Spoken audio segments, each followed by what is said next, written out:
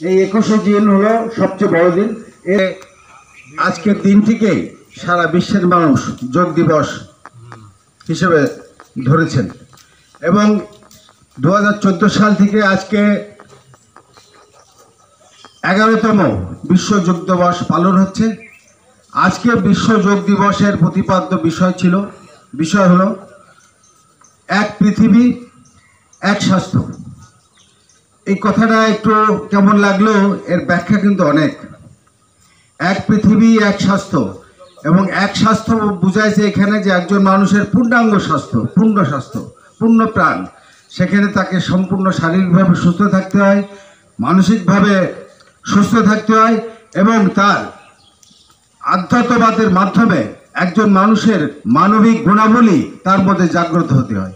এবং এই মানুষের মানবিক গুণাবলী জাগ্রত হওয়ার মাধ্যমে সারা পৃথিবীকে এই যোগ যারা বোঝেন, যোগ যারা করেন, তারা সারা পৃথিবীকে এক পৃথিবী মনে করেন এবং এক পরিবার মনে করেন। আজকে পৃথিবীতে হানাহানি, যুদ্ধ, অনেক রকম চলে, ঝামেলা চলে, কিন্তু এই যারা যোগ করেন, এই যোগ ব্যায়ামের মাধ্যমে মানুষের শুধু শারীরিক না, শারীরিক, মানসিক এবং মানবিক গুণাবলী সম্পন্ন মানুষ তৈরি হয়। এই মানুষগুলি চায় সারা বিশ্ব শান্তিতে থাকুক, সারা মানুষ সুস্থ থাকুক এবং মানুষের মধ্যে মানবিক গুণাবলী স্থাপিত হোক। আজকের এই বিশ্বের 11তম যোগ দিবসের প্রতিপাদ্য এক বিশ্ব এক স্বাস্থ্য। আজকে আমরা সুন্দর একটা সকাল পেয়েছি। আমাদের আবহাওয়া কয়েকদিন ধরে খারাপ যাচ্ছে, তারপরেও আমরা সুন্দর একটা সকাল পেয়েছি। এর জন্য প্রকৃতির কাছে আমরা কৃতজ্ঞ। আজকে যোগ দিবসের এই যে যোগের যে আমরা খালি পেটে যখন এই যোগে আমরা নিজেকে সম্পৃক্ত করি, তখন আমরা সারা পৃথিবীর সঙ্গে সম্পৃক্ত হয়ে যাই, পৃথিবীর নির্মল পরিবেশের সাথে আমরা সম্পৃক্ত হয়ে যাই। এবং যোগ শুধু শারীরিক কসরত না, এইখানে কনসেন্ট্রেশন বলে একটা আছে, আপনার মনোযোগ।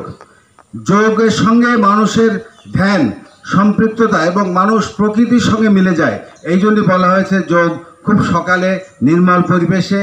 এবং একটা বিষয়, এই বিষয়গুলি আমরা আজকে ভাগ্যবান যে আমরা ভোরের সাথীর মাধ্যমে এই যোগ ব্যায়ামে সম্পৃক্ত হই এবং যোগ ব্যায়ামের যে এই যে বিশাল পরিধি, এটা আমরা জানতে পারি।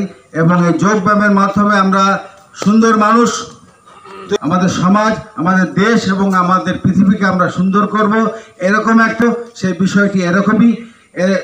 আমরা এই বছরটা এরকম একটা জিনিস মাথায় রেখে আমরা যোগ ব্যায়াম সারা বছর করে যাব এবং ভোরের সাথীর সঙ্গে থাকব এবং ভোরের সাথীর সকল সদস্যদের সুস্বাস্থ্য ও সুন্দর জীবন কামনা করছি।